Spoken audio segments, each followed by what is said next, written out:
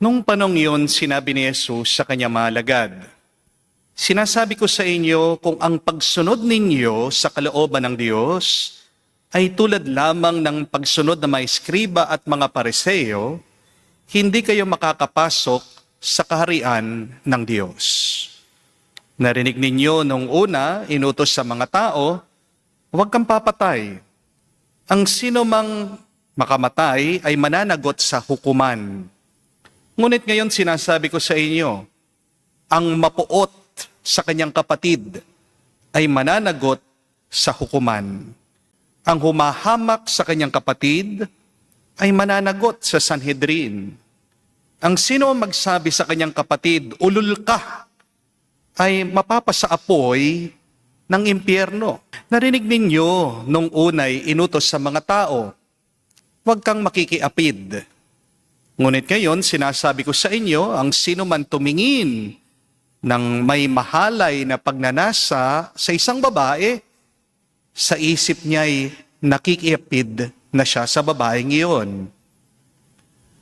Narinig pa ninyo nung unay inutos sa mga tao, "Huwag kang sisita sa iyong panunumpang pangako, bagkus ay tupdin mo ang iyong sinumpaan sa Panginoon." Ngunit ngayon sinasabi ko sa inyo, huwag na kayong sumumpa kung nangangako kayo. Sabihin mo lamang na oo kung oo at hindi kung hindi. Sapagkat buhat na sa masama ang anumang sumpang idaragdag dito.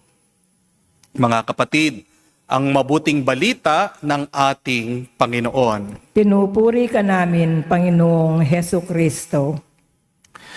Magandang araw po muli sa inyong lahat.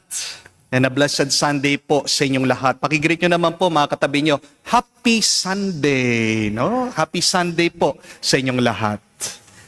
May tanong lang po ako sa inyo. Sana po honest kayo, ha? Sino po sa inyo dito ang walang kasalanan? Taas po ang kamay. Ay, salamat po. Honest kayo. Kala ko may magtataas ng kamay. Kala ko may bago ng santo. Kala ko meron ng bagong Virgin Mary. Hindi po ba? Salamat po ha. Honest kayo. Inaamin nyo, makasalanan kayo. Amen? Kaya wag po kayong magagalit dyan sa mga asawa nyo pag nagkakasala sila. Kasi pinakasalan nyo, hindi po santo. Amen? Ang pinakasalan niyo po, hindi perpektong tao. Yan umamin no, na may kasalanan siya. Di po ba? Ngayon po, susunod na tanong. Sino naman po sa inyo ang gustong magbago, ang gustong iwanan ang kanilang kasalanan? Taas po ang kamay. Ay salamat po, nagtaas kayo ng kamay. Pero meron po mga iba, hindi nagtaas ng kamay. Anong ibig sabihin? Hindi maiwan ang kasalanan. Hindi po ba? O baka hindi nagtaas ng kamay kasi nahihiya. Bakit? Baka may putok. Hindi po ba? Pero sana po, no, na tayong lahat ay may pagnanais na magpakabanal, iwanan natin ang ating mga kasalanan. Amen? Ngayon po, ang pinakamahalagang tanong, ito po, sino po sa inyo ang nahihirapang magbago at iwanan ang kasalanan? Taas po ang kamay. Tayo din po, no? Thank you very much po sa honesty niyo. Halos lahat tayo, aminin niyo man hindi, ito po ang ating paghihirap. Ito po yung ating challenge. Marami sa atin, hirap na magbago, iwanan ang ating kasalanan. Amen? Pero kapatid, tandaan niyo po ito. Kapag nahihirapan ka na iwanan mong iyong kasalanan, hindi ka masamang tao. Anong ibig sabihin nito? Tao ka pa rin. At kapag nahihirapan ka, nag-struggle ka, na iwanan mo, baguhin mo ang iyong sarili dahil sa kasalanan, may pag-asa ka pa rin. Kasi kapag hindi ka na nahihirapan sa kasalanan, ibig sabihin, sumuko ka na sa kasalanan. Di po ba?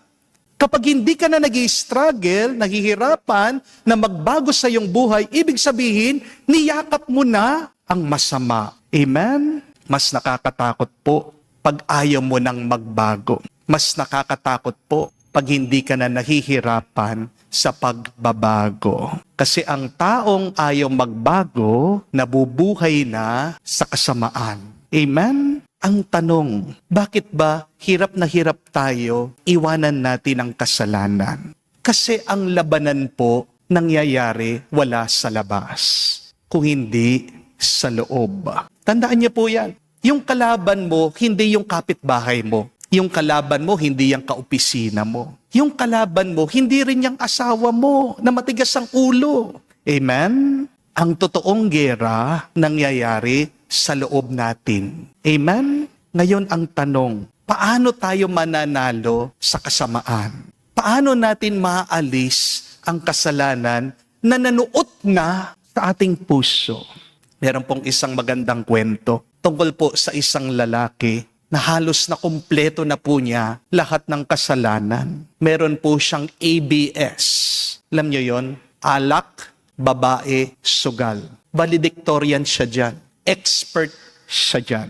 Addicted na nga eh. Inaaway ang pamilya niya. Problema na siya sa barangay. Suko na po yung kanyang asawa at mga anak sa kanya. Pero minsan, sabi ng misis niya, subukan pa natin, baka yung pare sa simbahan matulungan yung aking asawa. Kaya umaasa na magbabago ang kanyang mister. Ito pong misis, dinala po yung lalaki doon sa parokya. Nakausap yung pare at sinabi sa kanya, bukas, bumalik ka, tutulungan kita. Kinabukasan po, dumating itong lalaki, hinarapan po niya yung pare. At nandun po yung pare sa garden ng parokya, ng simbahan. Pagpunta po niya doon, sinabihan siya ng pare, tulungan mo muna ako mag-alis nitong mga damo bago tayo mag-umpisa, bago tayo mag-usap. Ito naman po lalaki, tinulungan yung pare. Nag-alis ng mga damo. Madali lang po. Malilit lang naman yung mga damo eh.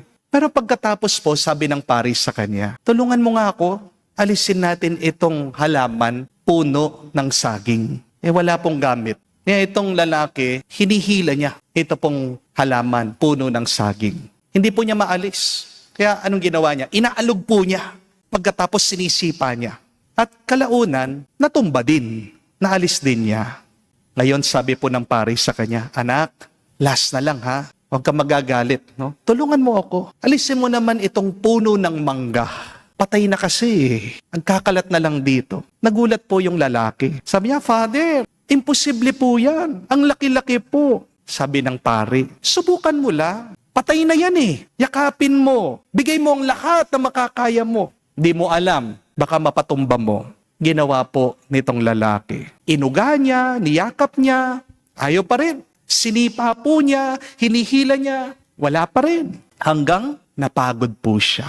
At sumuko po itong lalaki. Sabi po itong lalaki sa pare, Father, hindi po talaga kaya. At ngumiti po yung pare. Sabi niya, alam mo, ganyan ang kasalanan. Madaling alisin ang kasalanan kapag maliit pa lang. Parang sa damo. Madali, mabubunot mo. Pero kapag hinayaan mo ang kasalanan na tumubo, mamunga, lumaki, kamukha ng puno ng mangga, kahit na anong gawing mong paraan, dahil malalim na ang ugat, mahihirapan ka na alisin na yan. Kaya nga po, balikan natin ang sinasabi ng ating Panginoong Jesucristo sa Ebanghelyo. Masama daw ang pumatay, pero huhusgahan din tayo kapag nagagalit ka sa kapwa mo. Huhusgahan ka din, magbabayad ka din kapag masama ang pananalita mo at trato mo sa iyong minamahal. Masama din po ang mga lunya. Pero nagkakasala ka din kapag tumitingin ka ng malaswa sa ibang babae. Ibig sabihin ng Panginoon, malaki, maliit na kasalanan, parehas lang. Kasalanan pa rin yan. At anumang kasalanan na kinukonsinti mo ay magiging kadena ng buhay mo. Remember this, my dear friends. Whatever you tolerate, you will never change. Ang hinahayaan mo ay hindi mo mababago. May kakilala po ako, kwento po niya sa akin. hindi daw po niya na-realize. Sobrang addict na niya sa paninigarilyo. Hanggang napansin niya isang araw, habang may hawak siyang sigarilyo, nakita niya, doon sa table niya, meron pang ibang nakasinding sigarilyo. Multiple na po. Napakaraming nakasinding sigarilyo, sabay-sabay. Pumunta po siya doon sa CR. Meron din po siyang nakita, sininding sigarilyo. Hindi po niya napapansin, hindi na siya aware, every minute, every second, basta't mahawakan niya, yung po sigarilyo, magsisindi siya. At kahit po, pag nakatulog siya, napaniginipan daw po niya, naninigarilyo siya. Ganon na po siya ka-addicted. At pagkagising daw niya, galit na galit siya sa kanyang sarili. Doon daw po siya nagdesisyon na mag-quit sa paninigarilyo. It is good to ask ourselves, am I angry with sin? Because if you are not angry with sin or with your bad habits, you are in love with sin. You are in love with your bad habits.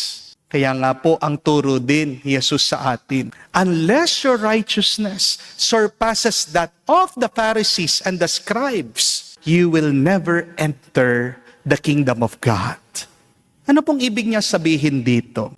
Ang mga Pariseo po kasi at mga eskriba, sumusunod lang sa batas, pero hindi nila binibigay ang lahat ng makakaya nila. Sumusunod lang sila sa batas, pero wala ang puso nila sa pagsunod nila sa batas. Marami po sa mga Pariseo at eskriba, ang tawag ni Jesus sa kanila, hipokrito. Anong ibig sabihin nun? Aktor, nagbabalat kayo, pakitang tao lang sila. Kaya ang pinapaalala ni Jesus sa atin, hindi sapat yung mukha kang mabait. Di po ba? Hindi sapat yung pinapakita mo, nagsisimba ka. Hindi rin sapat yung sinasabi mo, religious ka. God is not impressed by our appearance because God always look into our hearts. Kamukha po nung tao, nakakita daw ng isang bote ng alak. Ang ganda po nung bote, ang ganda po nung presentation nung bote ng alak. Nawili siya. Binili po niya yung bote ng alak. Pagkamahal-mahal, umuwi po yung tao, dala po niya yung bote ng alak, excited po siya na uminom. Pero pagkabukas niya, abay ano yung amoy? Suka. Yung alak, sira na pala. Ano pong ibig sabihin? Remember this, my dear friends. What matters most is not the label, but the content. God wants the content of your heart. Not your appearance. At tandaan niyo po, ang mga grabing kasalanan nabubuo po over time. Sa mga paliit-liit. Nagsisimula, kaya gumagrabe ang kasalanan, lumalaki kapag sinasabi mo, try ko lang. Minsan lang, konti lang. Hanggang ikaw ay nabibigla, sinasakal ka na, hinahawakan ka na, kontrol ka na, nakakadena ka na sa kasalanan. Remember this, my dear friends. You don't fall into big sin overnight. You slide to sin slowly. Diba? May kasabihan po tayo. Big things start from small beginning. Ganyan din po. Big sins start from small beginning. Yang meron pong isang aktor. Sabi niya, napanood ko siya sa kanyang interview. Ayaw na daw po niyang mag-golf. Ano niya po yung golf? Kasi meron daw siyang mga nakalaro, mga politiko, nag-golf. Golf na lang. It is a very friendly game. Pero isipin niyo, laro lang, nandadaya pa sila. Kung dun sa laro, kayang mandaya ng politiko, paano pa po kaya? Di ba? Sa trabaho, sa gobyerno, pinapakita lang dyan kung ano nakatago sa loob. Amen? But here is the good news. Kung hindi man nating kayang bunutin yung mga malalaking kasalanan natin, kasi talagang nag-ugat na sa ating buhay, kaya yan ng Diyos. Kung hindi mo kaya, ipaubaya mo sa Diyos. Hindi ibig sabihin, hindi mo kaya, sumuko ka na. Kapag hindi mo kaya, hinahayaan ka lang ng Diyos na maranasan ang hirap para ma-realize mo, para mamulat ka. Hindi mo kaya, ako kaya ko. Ang kailangan lang natin gawin, magpatulong tayo sa Kanya. Amen? Walang kasalanan na mas malakas pa kaysa sa Diyos. Amen? Walang addiction na hindi kayang putulin ng Diyos. At walang puso na sobrang tigas na hindi kayang palambutin ni Jesus. The question is, what should we do? Kapag nararamdaman natin, hirap na tayo, gusto nating magbago, pero palagi pa rin tayong hinahatak ng kasalanan, binabalik tayo dito. What should we do when we are struggling in sin? 3 bagay lang po, very practical. The first is, you should stop when it is small. Habang maliit pa lang, habang kakaunti pa lang, putulin mo na, hintuan mo na. Halimbawa po, nakakita po kayo ng malaswa. Madaming ganyan sa Facebook. Di po ba? Sa TikTok. Yung mga babaeng gumigiling. Yung mga babae na nakabralang. Di po ba? Pag nakita mo, swipe agad. Alis agad. Yung mga iba kasi, binabalik-balikan pa eh. Nire-replay pa eh. Sinesave pa eh. Kapag nagbabad ka na nakatingin, remember your eyes are the window to your soul. Pinapapasok mo yan. Nananatili sa iyong loob. Hindi po ba? Kayo pong mga marites. Kapag nakarinig ka ng chismis, huwag ka nang hihinto. Huwag ka nang magtatanong. Nakarinig ka ng kasiraan sa isang tao, lakad ka na lang. Ignore mo na lang. Kayo pong mga mister, may nag-text lang sa inyo na isang babae. Anong kailangan mong gawin? Don't text back. Nag-text sa'yo. Feeling mo, gwapo-gwapo mo. Di po ba? Anong kailangan mong gawin? Huwag kang magre-reply. Kausapin mo ang asawa mo. Makipaglaro ka sa mga anak mo. Ang tagal-tagal na. Gusto ka makalaro. Gusto ka makasama. Alam niyo po, ang malungkot na kwento ngayon. Sa Amerika, merong 13 years old na binata. Nagpakamatay. Bakit? Kasi hindi lang siya pinayagan mag-cellphone, mag-iPad. Sinong may kasalanan nun? Opo, kasalanan ng bata. Hindi po ba? Pero kalahati may kasalanan din yung magulang. Kasi sinana yung bata sa pag-iPad, sa pagse-cellphone. Aminin niyo po, kayo po mga magulang, di ba? Para tumigil lang yung anak niyo na umiiyak, para mapakain niyo yung mga bata, anong binibigay niyo? Cellphone, iPad. Ibang-iba po nung panahon namin. Nung panahon niyo po, kayo po mga matatanda, di ba? Kapag ayaw mong kumain, humanda ka sa tsinelas. Di po ba? No? But look at that. Bakit po naging mahina ang mga bata? Kasi masyadong sinanay. Amen? If you want to stop bad habits, then stop them when they are small, when they are few. Second, remember this, do not negotiate with sin. Hindi ka mananalo sa pagko-compromise. Hindi po totoo yung sinasabi ng mga iba na lulong sa bisyo. Hihinto ako kapag gusto ko na. Kaya ko naman huminto kapag pinili ko na. Palusot lang po yun. Kaya meron po mga iba na lululong sa sugal. Sinasabi nila, titigil ako pag nakabawi na ako. Pero ang tanong ko po, nakakabawi bang tao sa sugal? Meron po bang nananalo sa sugal? Meron po, wala. Wala. Di po ba? Mga kapatid, tandaan po natin ang halimbawang pinakita ni Jesus. Hindi siya nakikipag-usap sa demonyo. Kapag merong demonyo, kapag merong masamang espiritu, agad pinapaalis niya. Never ever negotiate with sin. Never ever entertain evil in your life. Amen? And third and last, ask for the grace daily to change your heart. Opo, mahalaga yung meron kang kagustuhan na magbago. Pero mas mahalaga, tinatanggap mo ang grasya, ang lakas galing sa Diyos para magbago ka. Amen? Conversion is not just a one big moment, but conversion is a daily decision. Kung gusto mo talaga magbago, dapat unti-untihin mo. Ang pagbabago nag-uumpisa sa maliliit na desisyon na pagpili, ang pagbabago nag-uumpisa sa ating loob. Kaya, kung gusto nyo po na magsalita ng mabuti, nag-uumpisa po yan sa pagiging mabuti ng iyong puso. Amen? Hindi ka makakapagsalita ng mabuti kung puno ng sama ng loob ang puso mo. Amen? Kung gusto mo mag-isip ng mabuti, kailangan wag mong pakainin ng lason ang isip mo. Stop feeding your mind with negativities. and you will think positively. Amen? Mga kapatid, mahirap magbago kung wala tayo natatanggap na grasya galing sa Diyos.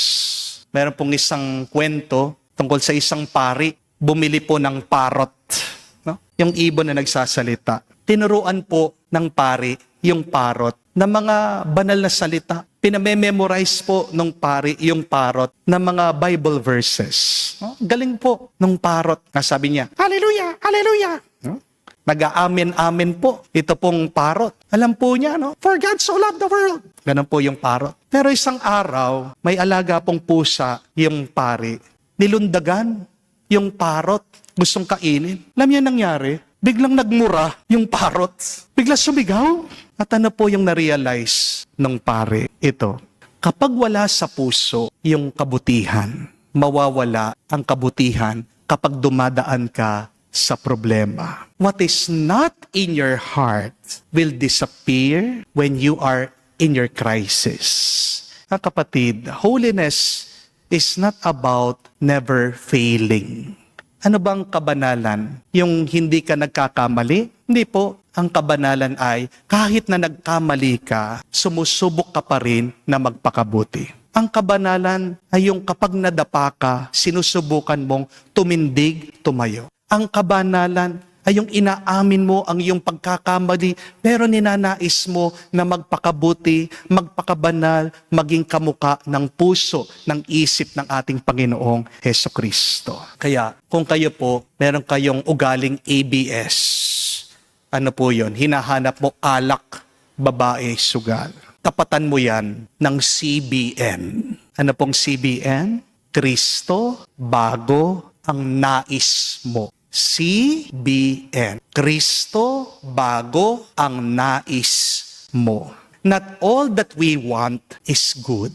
And yet, what Christ wants for us is always good. Ano po ulit ang panapat sa alak, babae, sugal? CBN. Christ, Kristo, bago ang nais mo. Christ before pleasure. Christ before anger. Christ before your desire. Christ before your pride. Dahil pag nanguna si Kristo sa puso mo, magiging mas malinis, magiging mas maayos, magiging mas totoo ang iyong loob. Amen. Mga kapatid, ang tunay na santo ay hindi yung mga walang kasalanan. Ang tunay na santo at banal, sila yung mga hindi sumusuko na nakikipaglaban sa masama na pumapasok sa kanilang mga puso. Anong labanan na nangyayari ngayon sa iyong loob? Magdasal po tayo sa banal na misang ito para tunay tayong magbago at maging kawangis ni Kristo. Huwag mo nang papalakihin ang kasalanan. Habang maliit, alisin mo na yan. Iwasan mo na yan. Huwag mo nang i-entertain ang kasalanan. Umiwas-iwas ka diyan. At humingi ka ng grasya palagi sa Diyos. Dahil sa Diyos, walang imposible. Ang buhay mo, pwedeng gawin ng Diyos 100 na pagpapala para sa iyo at para sa iba. Amen. Mga kapatid, isang katotohanan ng ating buhay ay nahihirapan tayong magbago at iwanan ng ating mga kasalanan.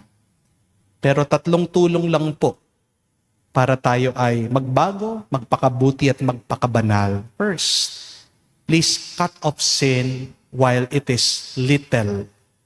Huwag mo nang hihintayin na lumaki bago mo iwanan, bago mo iwasan, bago mo putulin sa iyong buhay. At kung malaki na, unti-untiin mo na iwasan, putulin, unti-untiin mo na baguhin ang iyong pananaw, ang iyong pag-uugali, ang iyong mga habits. Maaari kung gugustuhin mo. Pero pangalawa, huwag mong kakausapin o entertain ang kasalanan. Kapag nagbababad ka diyan, mananatili yan. Remember, what you tolerate, you cannot change. Ano yung hinahayaan mong manatili, magpatuloy sa iyong buhay? Ano yung mga masasamang ugali na hanggang ngayon nandyan sa iyong isip at puso, paulit-ulit na ginagawa mo sa iyong buhay.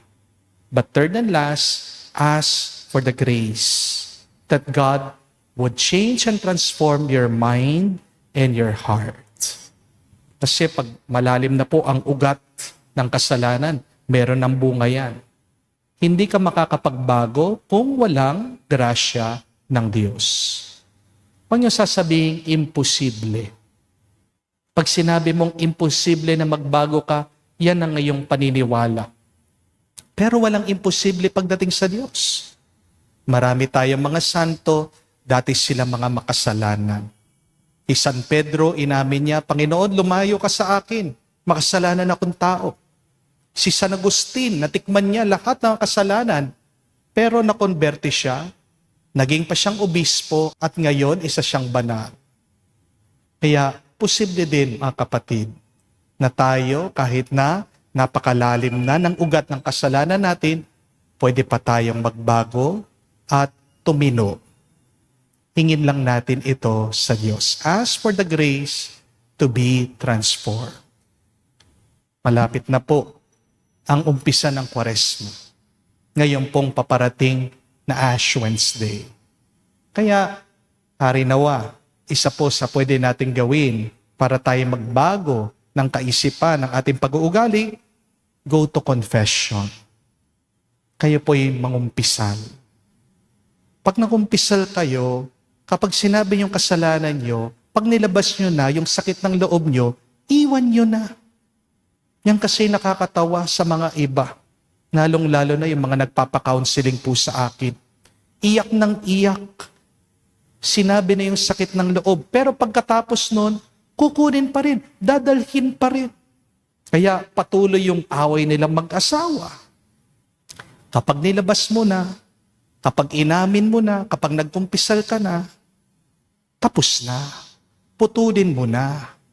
Iwasan mo na. At pagpatuloy mo ang iyong buhay na may pagnanais, pagnanasa makumuka si Kristo. Yan po yung ating pagdasal. Naway, huwag niyo po sasayangin paparating na Kwaresma na hindi kayo makapagkumpisal. Be better, be stronger, and desire to be more holy just like Jesus. Sumainyo